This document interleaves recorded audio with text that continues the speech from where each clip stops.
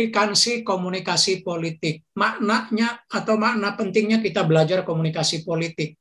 Atau kenapa komunikasi politik ini menjadi penting kita pelajari.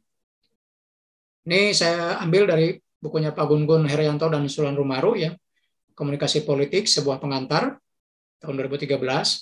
Setidaknya ada 4 alasan ya mengapa studi komunikasi politik penting atau perlu kita lakukan. Yang pertama, pesatnya industri media massa, baik cetak maupun elektronik. Ya, meskipun sekarang udah kegeser oleh media baru, tetapi media massa terutama yang elektronik, masih tetap akan terus berfungsi bertahan. Dalam proses-proses politik, media massa, terutama elektronik, itu akan tetap bertahan. Televisi itu masih tetap bertahan, ya, meskipun sudah ada YouTube. Ya, beberapa dari kalian mungkin punya akun di YouTube, tapi televisi akan tetap bertahan. Sebut saja yang formal, ya, kayak debat capres, itu televisi yang menyiarkan. Atau berita-berita politik, berita-berita yang berkaitan dengan kehidupan politik di tanah air atau internasional juga, itu televisi tetap menghadirkan. Jadi perkembangan isu-isu politik yang aktual itu tetap akan ada di televisi. Jadi tidak tergeser secara keseluruhan, ya, bahwa tetap media massa terutama elektronik ini tetap penting.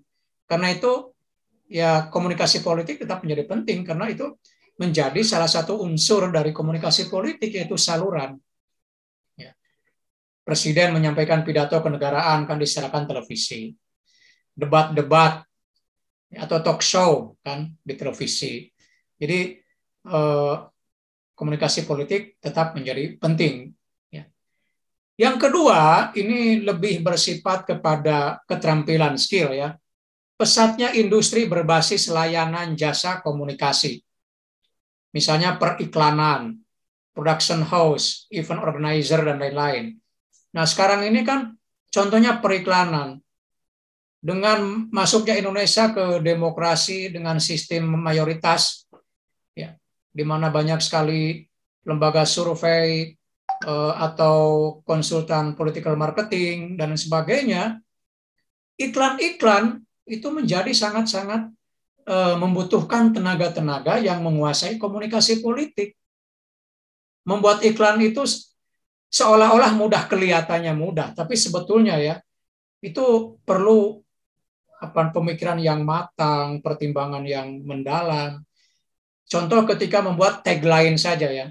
Misalnya pasangan Jokowi JK membuat tagline. Itu kan tidak asal-asalan, harus dipertimbangkan. Nah, itu bagi yang belajar komunikasi politik setidaknya udah mengenal bagaimana cara membuat tagline, cara membuat kata-kata yang menarik. Jokowi JK adalah kita, dulu kan begitu. Nah, itu perlu pertimbangan. Kalau yang orang tidak pernah belajar komunikasi politik mungkin akan kurang. Ya, biasanya bergantung kepada pengalaman. Memang secara formalnya begitu, bahwa ada yang tidak belajar komunikasi politik tapi menguasai, itu lain soal, ya. Gitu. Jadi jasa-jasa perikanan, broadcasting itu membutuhkan tenaga-tenaga komunikasi politik. Kemudian seiring dengan perkembangan new media, ya, media baru, pesatnya perkembangan ICT, virtual communication atau komunikasi online. Saat ini sudah, apalagi di zaman PJJ ini, ya, karena terkait dengan COVID-19, ya, virtual communication ini menjadi pilihan bukan hanya dunia kampus tapi semua lini semua kehidupan masyarakat, bukan hanya di dunia pendidikan, ya. Perusahaan-perusahaan menggunakan pertemuan daring, ya. Talk show di televisi juga menggunakan daring sekarang ini, tidak datang ke studio, ya, tapi pembicaranya ada di rumah masing-masing melalui aplikasi Zoom dan sebagainya. Nah, jadi ini komunikasi politik sangat-sangat penting.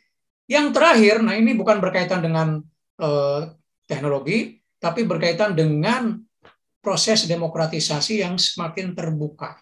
Nah, komunikasi politik itu akan berjalan secara maksimal di negara dengan sistem demokrasi yang baik.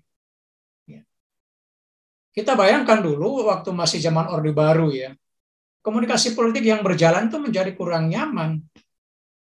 Ya, aktor politik, terutama yang bukan dari penguasa, katakanlah dari oposisi, itu tidak leluasa berbicara pada zaman Orde Baru, takut tertekan mau menyampaikan aspirasi di publik, ya kan?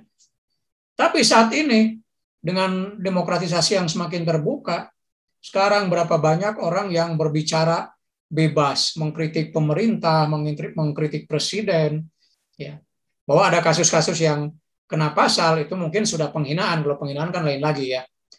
Tapi selama mengkritik, misalnya oposisi mengkritik kebijakan pemerintah, nah itu bagus. Dan ini hanya bisa terjadi di negara dengan sistem demokratisasinya yang semakin luas, gitu ya. Nah, kira-kira seperti itu ya. Jadi ini ada 4 hal yang membuat komunikasi politik ini signifikan kita pelajari ya. Nah, itu untuk materi hari ini, materi yang pertama, pengantar komunikasi politik. Oke, kalau masih ada yang mau bertanya, saya persilakan ya. Saya kasih waktu sampai jam 12 lah, ya, atau sampai zuhur. Silakan mau kalau diskusi, ada yang bertanya. mau nanya. Ya, silakan. Baik, Pak. Bismillahirrahmanirrahim. Namanya siapa? Saya Ridwan. Ridwan. Saya Muhammad Ridwan, Pak. Bisa dipanggil Ridwan saja. Ya. Lagi di luar juga nih, mohon maaf. Mengenai pembahasan tadi pengertian komunikasi politik, yang saya dapatkan, yang tadi Bapak ucapkan berkali-kali, yaitu adanya pesan. Ya. Baik itu dari komunikator kepada komunikan, ya, baik itu pemerintah kepada masyarakat, begitupun masyarakat kepada pemerintah lah, sederhananya begitu. Ya. Untuk saat ini kan kita di situasi yang realita, saat ini ada hal yang kreatif gitu dalam menyampaikan komunikasi politik, ya, contoh lah mungkin dari publik, pejabat-pejabat publik kayak baliho-baliho yang terpasang secara signifikan semua kota, bahkan masyarakat yang membuat suatu mural coret-coret tembok yang menyampaikan pesan baik itu kritik maupun syarat terhadap pemerintah. Namun yang menjadi kendalanya itu adalah ketika menyampaikan pesan, tapi pesan itu tidak tersampaikan bahwa itu sebagai pesan komunikasi politik, malah menolak pesan politik tersebut nih. Contohnya saja, misalnya baliho-baliho yang terpasang ketua-ketua partai yang signifikan di kota-kota, khususnya di Purwakarta saat ini saya tinggal, masyarakat tidak menerima pesan baliho tersebut sebagai eksistensi politik pada tahun 2024. Malah terbalik menolak pesan tersebut sebagai suatu hal yang pragmatis yang seharusnya tidak dulu dipasang, itu harusnya fokus dalam penanganan pandemi. Nah, bagaimana komunikasi politik ini, apakah sah gitu ketika dalam komunikasi politik komunikator menyampaikan pesan politik, tetapi yang menerima pesannya itu menolaknya gitu, Pak. Iya. Bahkan punya argumentasi pesannya kembali gitu. Udah? Sudah, Pak.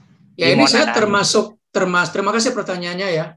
Ini saya termasuk yang menyayangkan dengan aktivitas memasang baliho-baliho, ada Puan Maharani, ada macam-macam ya, termasuk belakangan Anies Baswedan.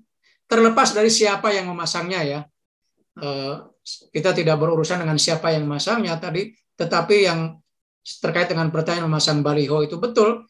Jadi itu justru menjadi bumerang ya. Nah, inilah yang membedakan antara perilaku politisi di negara yang sudah maju proses demokrasinya dengan yang masih merangkak seperti kita di Indonesia.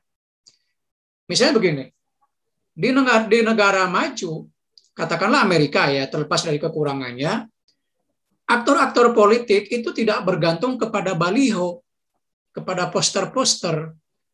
Tapi apa? Tapi bergantung kepada aktivisme politik mereka. Apa itu aktivisme politik? Jadi di Amerika itu, para politisi itu sepanjang waktu berada di masyarakat, melakukan berbagai kegiatan advokasi di tengah masyarakat, di tengah konstituennya, dan dilakukan sepanjang waktu, bukan menjelang pemilu. Contoh Obama ya. Dulu Obama kenapa begitu mudah terpilih menjadi senator? Sebelum presiden kan dia senator dulu ya. Dia menjadi senator tuh mudah sekali terpilih. Kenapa? Ternyata selama dia tinggal di daerah kawasan kulit hitam itu, dia selalu melakukan advokasi terhadap masyarakat, terutama masyarakat yang kulit berwarna ya. Misalnya terjadi kasus diskriminasi atau terjadi pelecehan di lingkungan masyarakatnya, dia segera turun melakukan advokasi. Kadang-kadang advokasi itu sampai ke litigasi atau cukup non-litigasi. Apa bedanya litigasi dengan non-litigasi? Kalau litigasi, advokasi litigasi itu membawanya sampai ke pengadilan. Jadi kalau ada kasus pelecehan misalnya di daerahnya, dia bawa ke pengadilan. Itu biasanya kalau sudah parah. Tapi kalau misalnya cukup dengan non-litigasi, tidak sampai dibawa ke pengadilan. Cukup disampaikan ke media, diberitakan, sehingga orang menjadi tahu bahwa ada kasus ini, bla bla bla. Dan itu seringkali Obama lakukan di masyarakatnya. Ini artinya apa? Politisi itu berjuangnya atau bergantungnya kepada aktivitas politik mereka di masyarakat. Dan apa hasilnya? Masyarakat jadi tahu. Masyarakat menjadi punya simpati kepada aktor politik ini. Begitu pemilu masuk, sudah tidak perlu memasang baliho, apalagi nempel foto-foto gitu, udah nggak perlu lagi. Karena semua udah tahu, ini orang ini yang sering melakukan advokasi di masyarakatnya, sudah punya investasi politik. Maka ketika pemilu, terpilih dengan mudah. Nah itu yang tidak ada di kita di Indonesia. Kalau di kita kan, aktor politik itu ke masyarakat itu menjelang pemilu. Ya kan? Mau pemilu baru datang. Akibatnya apa?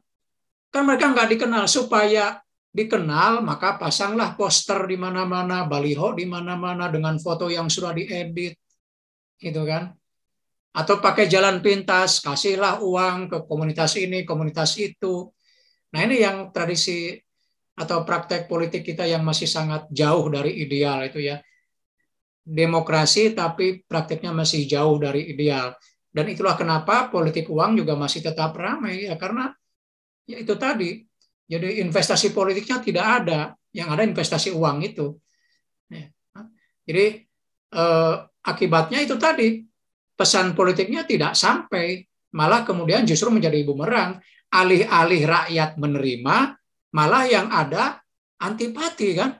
Oh masih jauh kok sudah masang baliho. Kan banyak yang justru menjadi nyinyir, menjadi kurang senang gitu kan.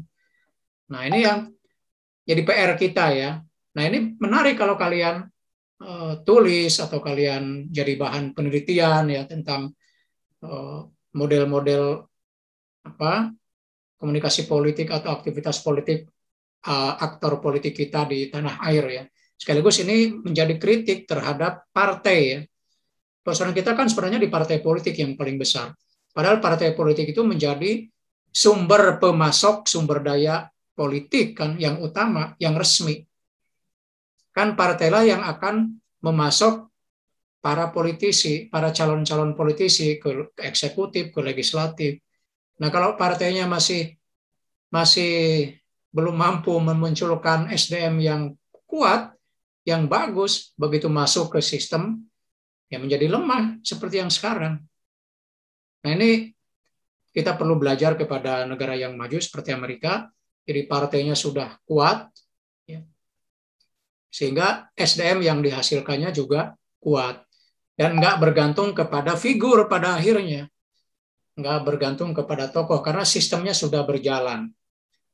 Nah, Malaysia dalam konteks tertentu juga bagus juga ya, sistemnya berjalan juga sehingga kader-kadernya selalu muncul, selalu ada gitu, tidak kehilangan tokoh. Nah, sekarang Muhyiddin mundur kan muncul Ismail Yaakob Sabri gitu kan. Dulu kan ketika Mahathir mundur juga, siapa gantinya? Ternyata Muhyiddin Yassin. Apa namanya? Cukup lumayan lah ininya model sistem kaderisasinya. Oke. Nah, kurang lebih gitu, Ridwan. Baik, Pak. Terima kasih. Ya, berarti pesan tidak tersampaikan kalau baliho-balihonya dipasang di situasi pandemi saat ini. Dan terlalu kuno lah mungkin ya bisa jadi. Betul. Ya, Pak ya. Iya. Nggak manfaat. Ngotor-ngotorin ruang ini aja. Ruang-ruangan. Baik, Pak. Siap. Terima kasih. Oke, ini udah jam 11.51. Kalau tidak ada mungkin, atau masih ada lagi satu, kalau ada silakan. Saya bisa kasih waktu satu orang lagi kalau ada.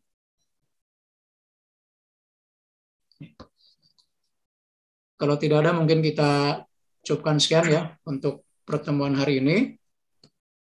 Jadi jangan lupa Aul, Kamis depan sudah ada ini ya, sudah ada apa? Kelompok, 9 kelompok. Silakan dibagi saya, terserah kalian lah baginya ya, terserah kelompok. Oke, saya kira baik, untuk Pak. ya. Kenapa? Pak, boleh minta apa RPS saya? Oh iya, nanti saya kirim yang... ke Google Classroom ya, dengan PPT-nya. Ya, oke, makasih Pak. Ya. Oke. Ada lagi? Masih ada pertanyaan? Kalau tidak ada, kita cukupkan sekian ya. Sampai ketemu lagi Kamis di jam yang sama. Sekian, Assalamualaikum warahmatullahi wabarakatuh.